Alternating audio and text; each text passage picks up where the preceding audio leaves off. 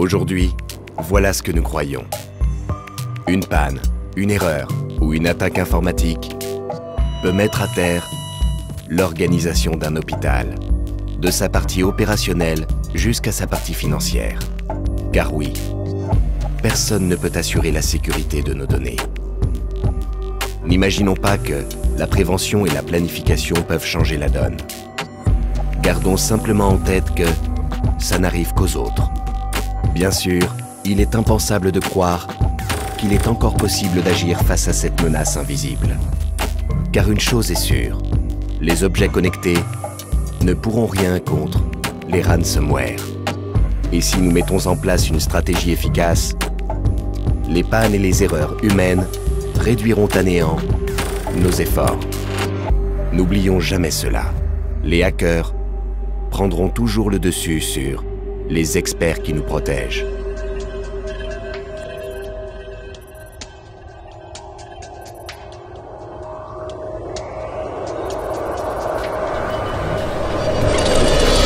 Les experts qui nous protègent prendront toujours le dessus sur les hackers. N'oublions jamais cela. Nos efforts réduiront à néant les pannes et les erreurs humaines.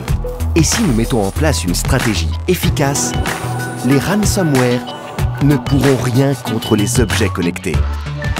Car une chose est sûre, il est encore possible d'agir face à cette menace invisible.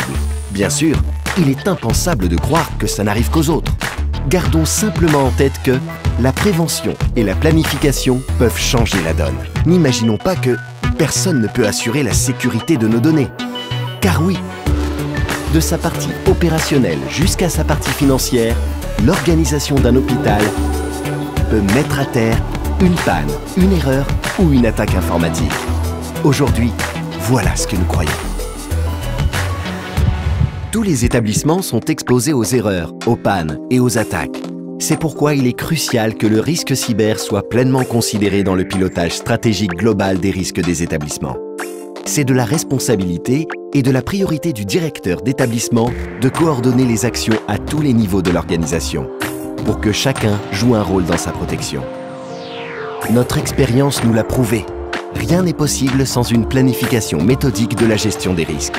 Pour éviter ce péril sanitaire et financier, il vous est possible d'agir à plusieurs étapes. Se protéger, c'est discerner ses points faibles. C'est pourquoi il est essentiel de comprendre sa surface d'exposition au risque en faisant l'inventaire de tous les systèmes connectés de l'établissement, qu'il s'agisse des IT, c'est-à-dire les serveurs, les ordinateurs, les logiciels, ou des OT, que sont les appareils connectés médicaux ou non. Quel que soit leur niveau d'exposition et de connectivité, les établissements possèdent le même talon d'Achille, les OT. Moins protégés que les IT et pourtant de plus en plus utilisés, les OT constituent une entrée de choix pour les hackers. C'est la raison pour laquelle il est indispensable d'établir un plan d'amélioration et de mise à niveau de la protection des OT. Ce qui nécessite une mobilisation concertée entre le DSI, les ingénieurs biomédicaux et le RSSI. En cas d'attaque, rien n'est plus important que votre capacité de réaction. Pour être en mesure de réagir le plus rapidement possible, il est capital de monitorer en temps réel et en permanence les potentielles attaques. Apprendre à gérer le risque cyber, c'est savoir anticiper et maîtriser les incidents, mais aussi s'y préparer et savoir les réparer pour garantir la continuité des activités.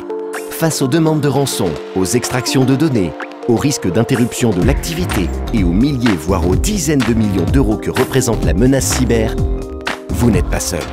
Cham vous accompagne et noue des partenariats avec des experts de la protection cyber qui développent des solutions technologiques innovantes pour vous aider à protéger votre établissement, garantir la continuité de l'activité et sécuriser les soins.